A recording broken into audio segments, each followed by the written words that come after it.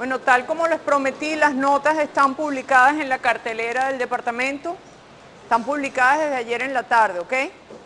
La revisión la pueden hacer las horas de consulta. Por ejemplo, hoy hay horas de consulta.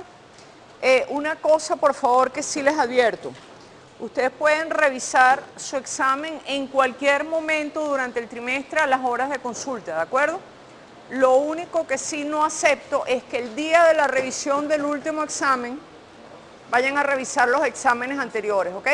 O sea, tienen todo el trimestre. Cuando ustedes quieran, en horas de consulta, pueden revisar su examen. Les recomiendo que vayan para que vean en qué se equivocaron, etcétera, en qué me equivoqué yo también, ¿ok? Pero para el último examen, solo el último examen, ¿de acuerdo?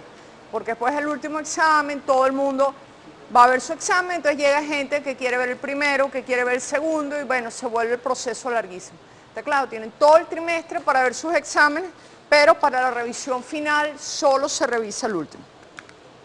Ok, entonces en la clase pasada empezamos a hablar de dinámica, ¿verdad? Empezamos a hablar de fuerza, que es de alguna forma el centro de los estudios de mecánica clásica. Estudiar, ¿verdad?, cómo se mueven los objetos, por qué se mueven los objetos. Es decir, un objeto cambia su movimiento porque interacciona con otros objetos. Esa interacción se cuantifica como una fuerza, ¿verdad? Entonces habíamos visto las leyes de la fuerza. Entonces la vez pasada habíamos dicho las leyes de Newton.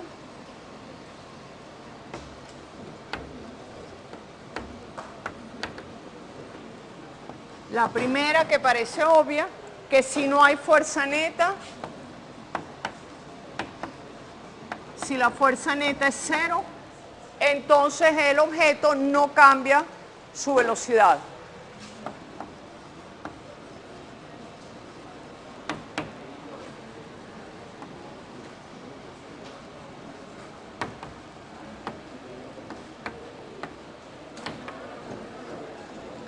Por supuesto, visto desde un sistema inercial, etc.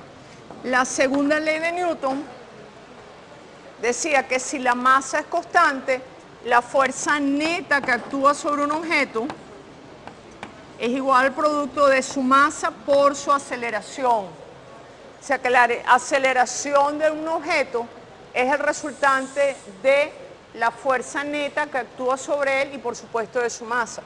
Y eso era asumiendo, ¿verdad?, que la masa es constante. Y la tercera ley era acción y reacción.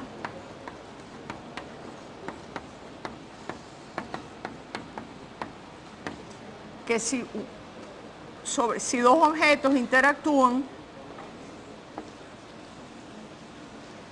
si este objeto ejerce una fuerza sobre este, el otro ejerce una fuerza igual y opuesta. ¿Okay?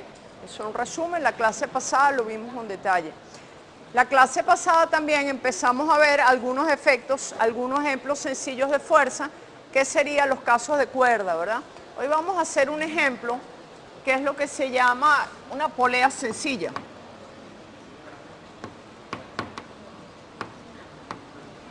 Vamos a hacer un ejemplo de una polea simple, más elegantemente. Esto se llama una máquina de Atwood.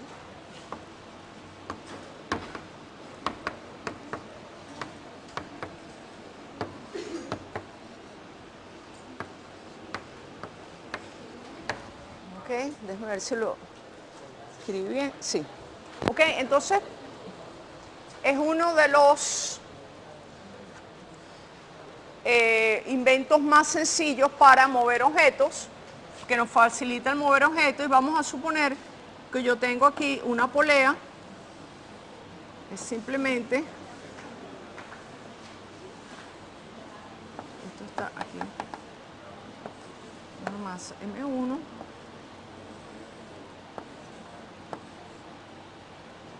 una masa M1 y una masa M2. La polea aquí simplemente la vamos a considerar como un disco ideal, sin fricción, ¿ok?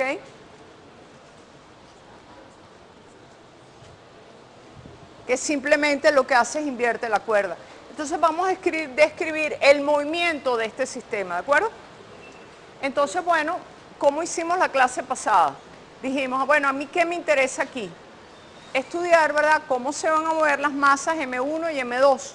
Entonces yo hago los diagramas de cuerpo libre, es decir, aíslo las masas y veo las fuerzas que actúan sobre ellas, ¿ok? Entonces vamos a ver masa, diagramas de cuerpo libre.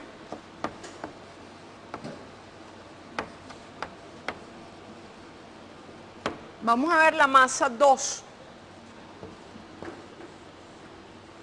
¿Qué fuerzas actúan sobre ella? Bueno, como todo cuerpo en la superficie terrestre, sobre ella actúa la fuerza de la gravedad, ¿verdad? Que es vertical, apuntando hacia la superficie, y esta es la masa, esta vale M2G. ¿Ok? ¿Actúa alguna otra fuerza? Sí, ¿verdad? La tensión de la cuerda. Ella está amarrada por la cuerda, por lo tanto, sobre ella también actúa una tensión que la voy a llamar T2. ¿De acuerdo? Ahora vamos a ver la 1, la masa 1. Sobre la masa 1 también actúa su peso, que es, y también ella está sujeta a la cuerda, actúa también una tensión T2. ¿De acuerdo? ¿De acuerdo? ¿Está bien? Ahora, sobre las cuerdas, ¿qué fuerzas actúan? Por supuesto, las reacciones, ¿verdad? Sobre esta cuerda, este pedazo de cuerda, actúa una tensión T1 hacia abajo, que es la reacción de esta. Sobre esta actúa una T2 hacia abajo. En el centro de la Tierra están las reacciones, pero yo solo me estoy preocupando de las fuerzas que actúan sobre la masa 1 y la masa 2. Ahora voy a escribir las ecuaciones de movimiento. En principio, las ecuaciones de movimiento, ¿verdad?, son fuerza neta, la ecuación de movimiento es fuerza neta igual a masa por aceleración. Las masas son constantes. Entonces, para la partícula 2, yo lo que tengo es que la fuerza neta es T2 más M2G es igual a M2 por A, 2. Y para la masa 1, la ecuación de movimiento me dice que la fuerza neta, ¿cuál es? La suma es igual a la masa 1, ¿ok? Fíjense que de repente a muchos de ustedes se les estará planteando ahora la duda y dicen, bueno, pero la profesora, perdón, disculpen, aquí este 1, por favor. Mucha gente dirá, bueno, pero las tensiones y los pesos son en direcciones opuestas. Y la profesora escribió más, porque acuérdense que yo estoy haciendo la suma de vectores. Vean por favor la anotación, hay que ser consistente. Yo estoy diciendo, este vector más este vector. Ahora que después este vector tenga una dirección opuesta es otra cosa. Pero la relación es que la fuerza neta es la suma de las fuerzas, la suma vectorial. ¿Ok? Si yo pongo vector, tengo que poner suma, porque estoy sumando los vectores. Que un vector tenga una dirección u otra es otra cosa. ¿Estamos de acuerdo que estas serían las ecuaciones? Ahora vamos a ver que el sistema, ¿sí? Sí, pero en principio son T1 y T2. Tú tienes razón, el módulo de ambas es el mismo, pero vamos a verlo ahora, ¿ok? En principio es así. Y tú tienes mucha razón, las dos tienen el mismo módulo.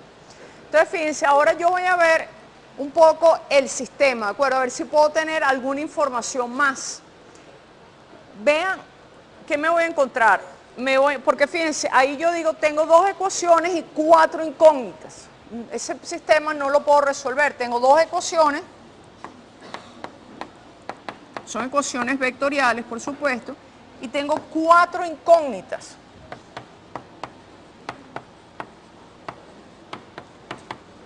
¿Cuáles son las incógnitas? Tengo T1, T2, A1 y A2. ¿Cierto? Entonces yo digo, necesito más información para poder resolver el sistema.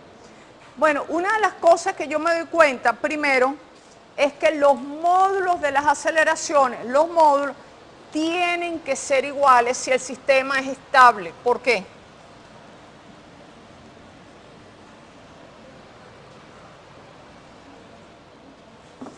Bueno, fíjense, vamos a volver aquí, vamos a darnos cuenta de esto.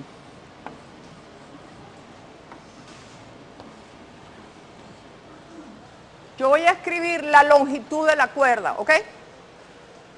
Yo voy a poner,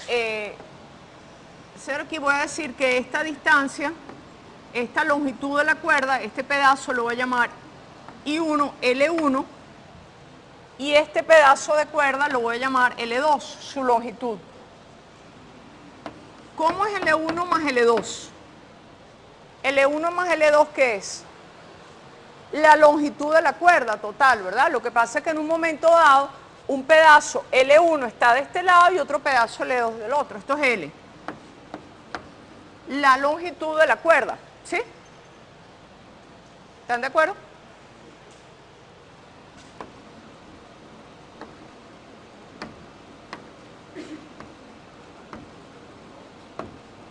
Ahora, L es constante, pero L1 y L2 no. ¿Están de acuerdo? Porque si el objeto sube o baja, L1 y L2 están cambiando. Entonces, permítanme derivar con respecto al tiempo. ¿Ok? Entonces, eso implica que dL1 a dt más igual a 0. ¿Ok? ¿Quién es dL1 a dt? ¿Quién es? Lo que cambia esta longitud en el tiempo. ¿Y eso equivale a qué? A la rapidez con que sube o baja esta masa, ¿cierto? Y si yo derivo de nuevo, ¿qué tengo? La aceleración con que sube o baja, ¿verdad? Entonces, esta relación me dice ahora, si yo vuelvo a derivar la derivada segunda de L1,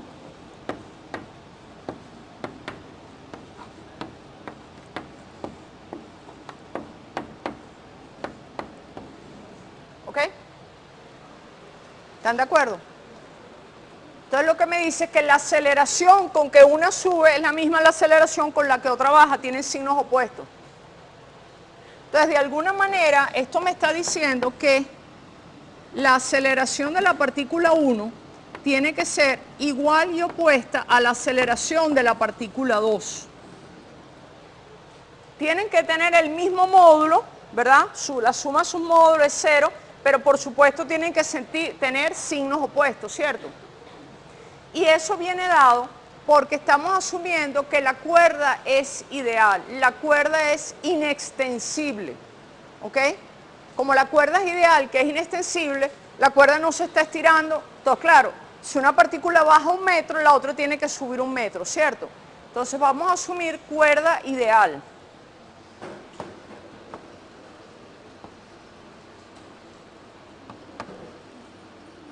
La cuerda ideal, entonces, tiene dos condiciones. La clase pasada hablamos de que su masa era despreciable, ¿se acuerdan? Ahora, cuando yo digo que es despreciable, ¿respecto a qué? Si yo digo, esa cuerda tiene una masa de 1 kilogramo, ¿es despreciable o no? Como hablamos la vez pasada, esa pregunta en sí no tiene ningún sentido, porque depende, ¿verdad?, de las masas que yo estoy estudiando.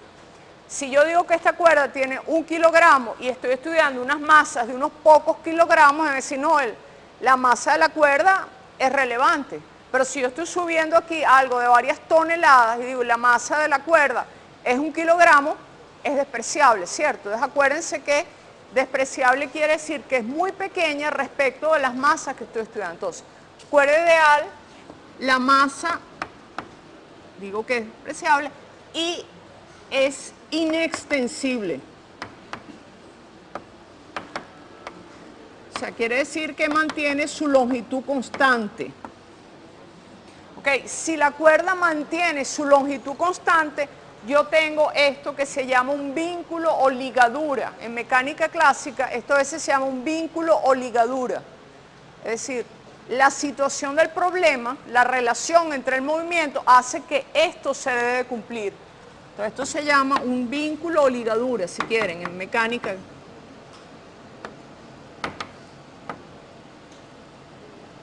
Se tiene que cumplir esto que está acá, ¿de acuerdo? Entonces yo digo, ah, bueno, mira, de 4 incógnitas ya tengo 3, ¿verdad? Porque yo decía antes, tengo una incógnita 1 y una incógnita 2, ahora tengo una. Ahora, la otra relación es algo que alguien me dijo por allá. La otra ligadura es que T1 en módulo, la otra ligadura es que el módulo de T1 tiene que ser igual al módulo de T2. ¿Por qué? Los vectores no son iguales, obviamente, digamos, en este caso los dos hacia arriba, no necesariamente. Pero fíjense qué ocurre. Si T1 no fuera igual a T2, ¿qué le parecería a la cuerda? Se rompería en algún momento, ¿verdad? Porque entonces yo tendría que el efecto de esta masa sería jalar la cuerda hacia abajo con una tensión T2. El efecto de esta sería jalarla con una tensión T1. Llega un momento que se rompe, ¿verdad? Como la cuerda no se rompe, los modos de las tensiones son iguales.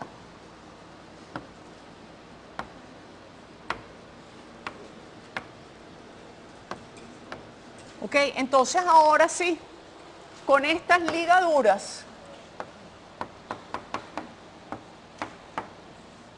¿ok? Y asumo que la polea también, la polea es ideal, no es roce.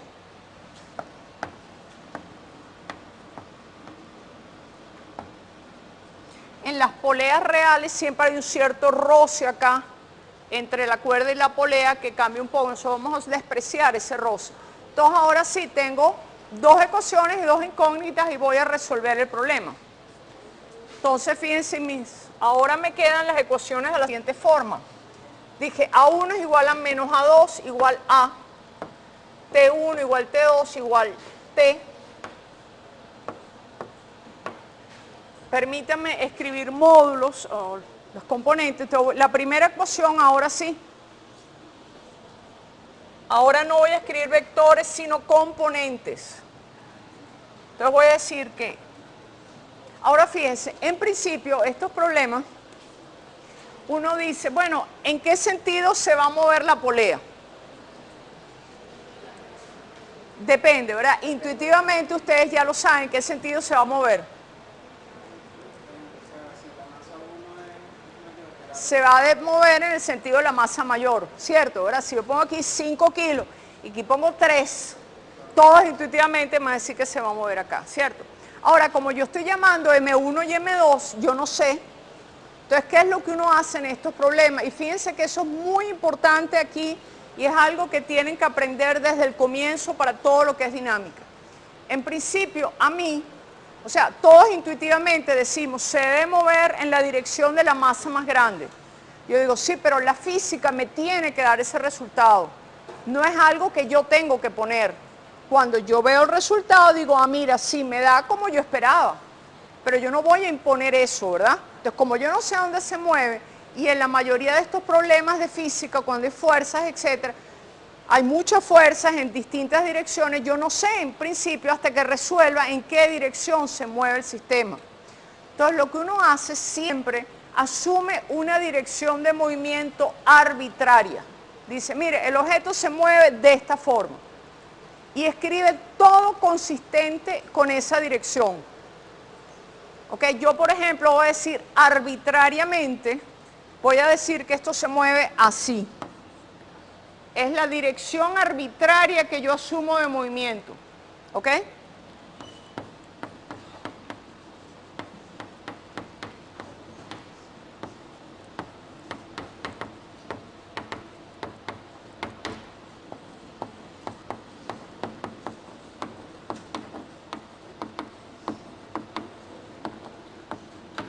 ¿Ok? Yo voy a decir que esto se mueve así.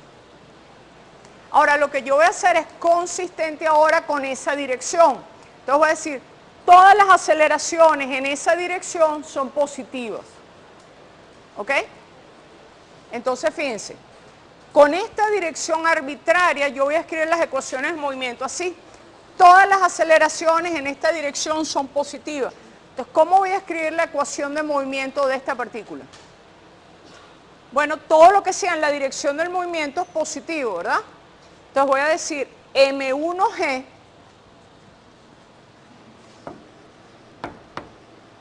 ¿por qué? Porque esa está en la dirección que yo escogí el movimiento y la llamo positiva. ¿Ok? Vamos a escribirlo así. Fuerzas en la dirección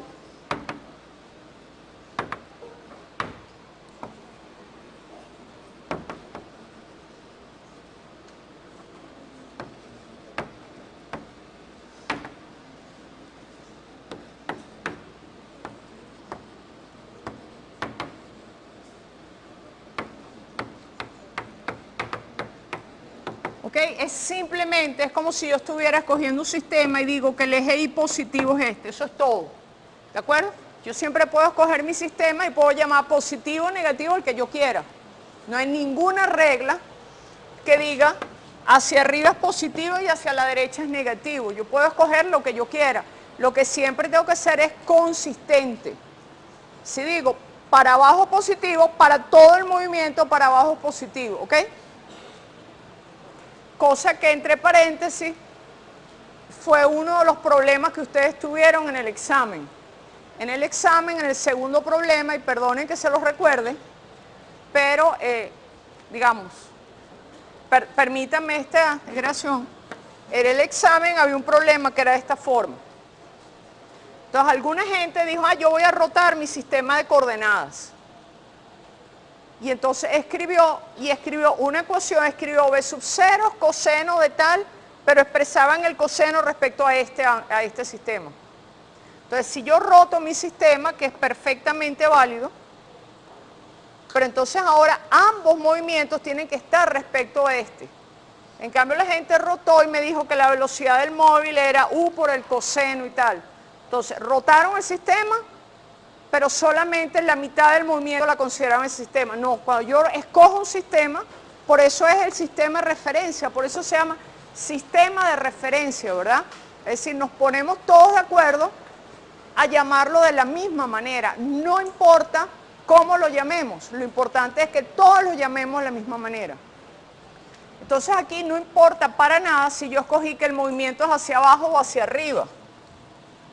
Lo que es importante es que cuando yo escriba todas las ecuaciones estén dadas con esta relación. Entonces yo dije, dirección arbitraria escogida es esta. Entonces la ecuación esta es M1G menos T1 es igual a M1 por A. A es positiva porque va en esa dirección, esa es la dirección que yo escogí. Esa sería la primera ecuación. ¿Cuál sería la segunda ecuación? A ver, díctemela. Y ahora T1 es igual a T. ¿Cuál es la segunda ecuación? ¿Cómo escribo la ecuación para la segunda? Positivo, lo que está asociado en la dirección del movimiento. Entonces, aquí este sería T2 menos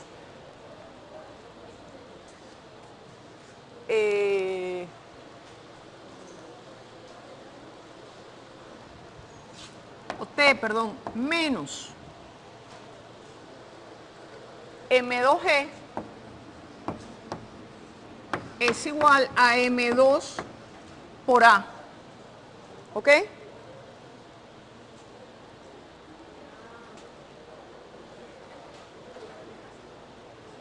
¿Ok? Fíjense que aquí, digamos, vamos a tomar esto con una cierta cuidado y voy a poner aquí en la dirección escogida, lo voy a poner entre comillas. Porque alguien me puede decir, bueno, pero la dirección fue hacia abajo. Entonces, todas las fuerzas hacia abajo son positivas y hacia arriba son negativas, ¿verdad? Alguien puede estar pensando eso. Y en ese sentido me van a decir, entonces aquí es al revés. No, lo que yo quiero decir es que fuerzas en que coincidan en la dirección del movimiento. Entonces yo dije, la dirección arbitraria escogida para el movimiento es esta. Quiere decir que esta partícula se mueve hacia abajo y la otra partícula, ¿cómo se mueve? Hacia arriba, ¿de acuerdo? Esas son mis direcciones escogidas del movimiento y son consistentes. Si esta se mueve hacia abajo, es positiva, y si esta se mueve hacia arriba, es positivo. Entonces, claro, ¿cuál es la dirección aquí? T2 menos M2G debe ser igual, o T, porque dije que los módulos son iguales. Disculpen, aquí es una mancha del pizarrón. Esas son las ecuaciones. Por favor, vean que estos no son vectores. Vean la diferencia entre esta y aquella. Estos son vectores. ¿De acuerdo? Aquí yo estoy escribiendo la relación vectorial y digo, este vector más este vector es este vector. Aquí no, estos no son vectores, ¿ok? Esos son las componentes de la tensión, el eje, y una componente puede ser positiva o negativa. Entonces aquí ya están las componentes en la dirección vertical.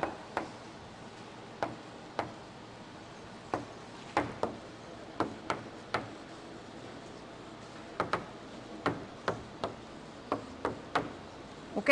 No son vectores, aquí ya no hay relación de vectores. Bueno, ahora sí tengo un sistema sencillísimo, ¿verdad? De dos ecuaciones con dos incógnitas. ¿Cómo resuelvo el sistema? Sumo, ¿verdad? Sumando las dos ecuaciones, me dan que al sumarse me van las tensiones, insisto que esto es una marca del borrador, me quedaría A y de ahí directamente despejo y me queda que A es M1